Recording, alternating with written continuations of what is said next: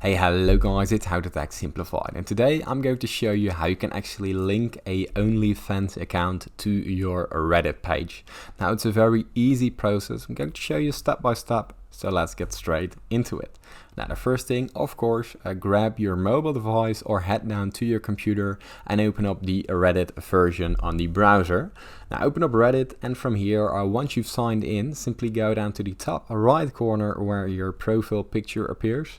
Now as you can see here, you have a section where you can hop onto your profile, open up your profile, and right here we need to change some things. Now here you already see my Instagram account in a clickable link. Now we're going to do this for OnlyFans as well. So simply press add a social link right there.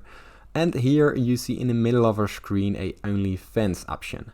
Now here you need to select the username of your OnlyFans account. So simply press how to tag and press save. Now what this will do, it will make a clickable link that will automatically link to the OnlyFans account once you've opened it up. Now as you can see, I don't have an OnlyFans account, but this works.